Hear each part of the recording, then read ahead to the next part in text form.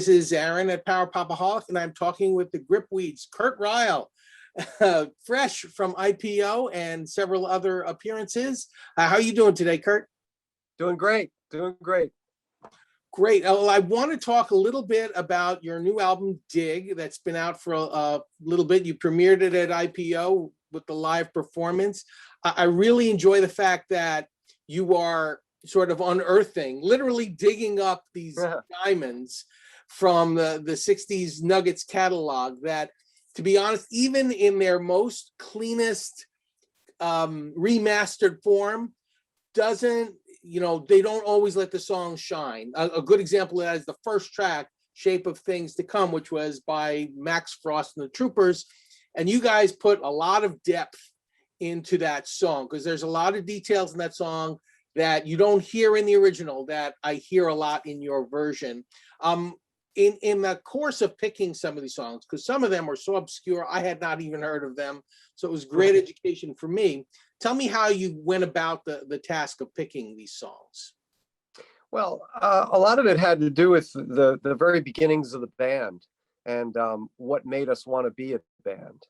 A lot of these songs were songs that we either started with to form our musical ideas, or we just loved the bands that did those songs, and they were also part of our collective musical experience, that listening experience that we sort of took into how we became the Gripweeds, you could say. Right. So that but that said, I mean, when push came to shove to actually pick the songs on there, a lot of it was democratic. It was kind of like, Dave, which songs do you want to do? Rick, which songs do you want? So we did have a little bit from everybody, but one thing we knew, we wanted to keep this sort of thematical, in that we didn't want it to be like, oh, let's do a song from the 90s along with a song from the 60s, which we could have done, but we thought it would be better to present the whole thing kind of as a musical excavation of that 60s nugget time period, So that's kind of how it came to be, I guess. Okay. Some of the songs, honestly, like I said, I couldn't even figure out where they came from. Like Twilight Time, who's that originally by? I thought it was the Platters when I first saw the track list. I said, no, that's not the Platters. No, the Moody Blues. So that is the Moody Blues. Okay, that's good to know. Because there's like a few things in here that I was kind of like, wow, this is like really, I never heard of this before. But in a sense, I think one of the things that you mentioned was, or I read, was that Louie Go Home was one of the first songs you guys played together as a band. Is that true? No, actually, that was Shape of Things to Come. Oh, it was? Okay. Yeah, that was the first song that we had recorded as a band. And we actually have that recording. We have a third disc that's like a companion to this Digg collection. And it's an exclusive on our website, gripweeds.com. And it's called A Deeper Dig is the album. It's just another CD companion disc that goes along with this. And we actually have that first recording. Wow. That we did. All right, so it's an exclusive. People should be getting that, so you can really hear the roots of where the Gripweeds came from as well. Yeah, it was just, we were just trying to enrich the experience, kind of broaden it even more, give a little idea of where we were coming from, and also it also has various alternate mixes on it. Vocals only, like Lady Friend, we did a vocals only mix. Because that was really the hook for us with the song, and it just seemed logical to provide that to people. They could hear. We did all this work on these vocals. It's nice to have people. And everyone sounds great. Kristen sounds wonderful on her, especially when she sort of takes over those vocal duties as the lead in her songs. Also, like I said, another song that threw me for a loop with the title "Going All the Way." Here I'm thinking, oh, it's the Raspberries. No, it's not. It's the Squires, and I'm like, oh crap, I had not heard that Squires song. So it's educational to me. As somebody who listens to a lot of music and loves the era as well, but you got somebody like Lenny Kaye who wrote the liner notes, the intro for you guys, who is the guru on this stuff and who knows where all the nuggets are and where they're buried. And he kind of, highlights those. And I want to stress that the great thing, and I think I had mentioned this earlier, is that originally when a lot of these songs were created, they weren't sort of done with as much care. They were, sort of banged out really quickly, maybe on a 4-track or worse. And here you've given them, a full room to breathe and allow the songs to sort of take a life of their own within the band as well, which is great. So tell me a little bit more about how where else you're performing and where this goes from here. Then the upcoming, is there a second Digg in the works, or is there more new original stuff that's going to be coming down the pike? Well, I would say that the real plan for us is to do live Digg, to dig it live. That's really what we'd like to do with this. We kind of created this whole thing, this this collection, which is a repertoire now of stuff we can do live, and we'd like to do a larger show that kind of focuses on Digg. And then, we'll probably put our own material in there, because the interesting thing is, we've done this covers album, but we're not really a covers band. We're an original group. And the idea here was to kind of take, rather than us bend to the original, we wanted to bend the original to our sensibilities. So that was kind of our hook for this, was how can we make this song our own? How can we produce this so it sounds like, 2021 or 2020, and it sounds like the Gripweeds? It doesn't necessarily sound like, it just so happens that we have a lot of the elements of a lot of these bands are just inherent in our DNA, So, I mean, to answer your question, we'd like to take a lot of these songs live and do some shows. Hopefully the pandemic will cooperate. And, beyond that, I'm just really looking forward to getting back to the original music in the studio. That'll probably be the next stop for us.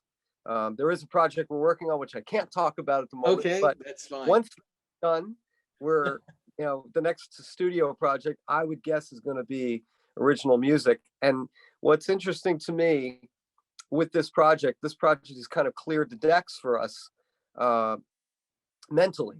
It almost has taken us full circle back to the start of the band. So, and we've kind of worked our way back there through our albums so far. And I don't know what's coming next, but we'll find out.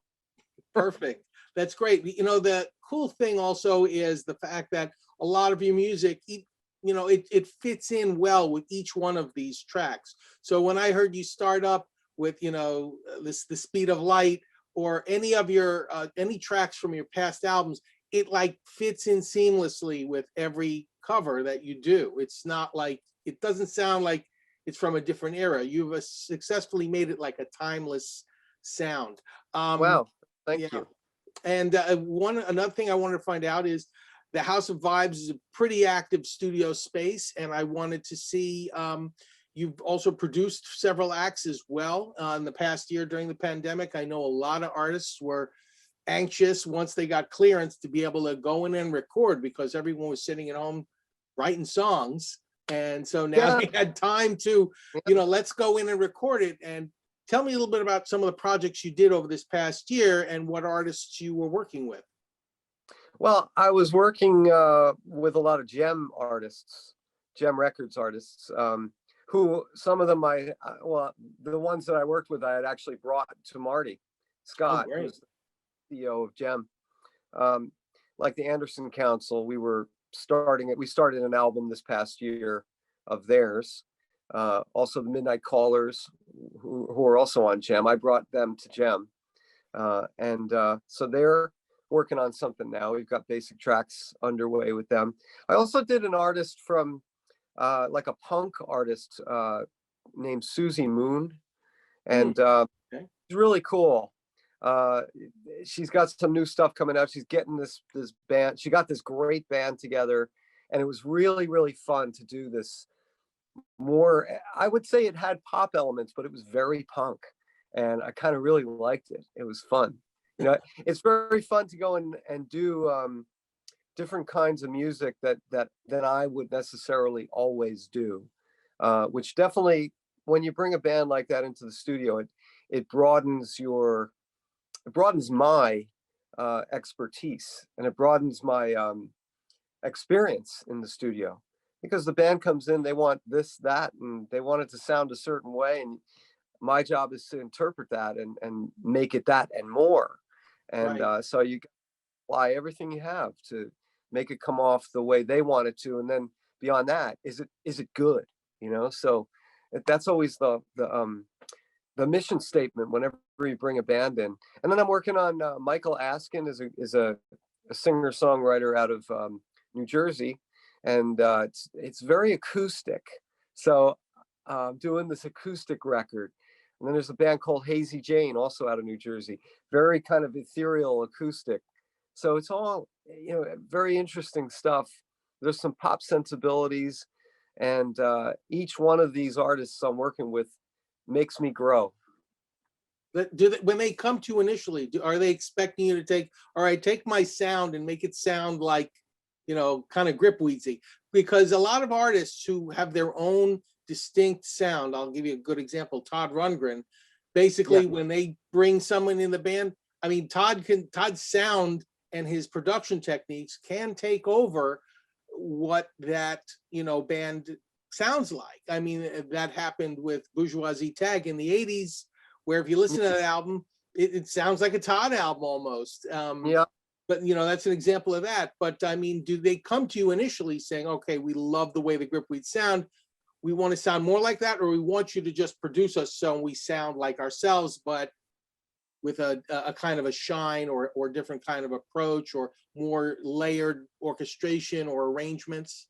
Well, I don't want them to sound like the Gripweeds. I want the Gripweeds to sound like the Gripweeds. So when I work with a band, first in Susie's case, she was referred to me by Ed Stasium, who had produced Living Color and the Smithereens, and I've worked with the Smithereens. I produced the Smithereens, so he recommended me, that was quite an honor for me, because I've grown up listening to his records. So that was kind of cool. So I mean, Susie came in looking for a competent producer, and had listened to what I did and said, what can you do? What are your ideas? But here are our ideas. Right. And so there was a lot of, they didn't want me to make them sound like anything. They wanted me to really reproduce what they were putting out. In the case of Michael Askin or Hazy Jane, I'm doing a little more creative production with them, where in the case of Michael Askin, he comes in with an acoustic guitar and his voice, and I kind of come up with the rest. And that to me is really fun. I start going, I think I hear flutes on this one, or whatever. And the music dictates. And I try not to do what the Gripweeds have done. It specifically not. It's good to sort of develop a whole other bag of tricks, But that said, these projects always feed back into what we do. And I think what we do on a Gripweeds record, I will bring to them. It goes into the bag of tricks. And if you're stuck with something, or you're listening to their sound and you need to go somewhere with it, you can refer back. Oh, we did an acoustic track back in 2010 that maybe could apply here, and here's what we did. So that sort of. Well, that's great. That's a great way to grow as a musician as well as a producer, in adding all those different influences as well. Right. Yeah. So Digg is out now on all kind of outlets. Go through Cool Cat, Amazon. It's on Gem Records, right? Yes. And there's the single disc, the 2-disc, and the 3-disc version. Yeah, that's right. Yeah. Well, if you want to go outside of gripweeds.com, you only get the single disc and the 2-disc. But if you go to gripweeds.com, we have get the goodies. It's the super deluxe edition, awesome.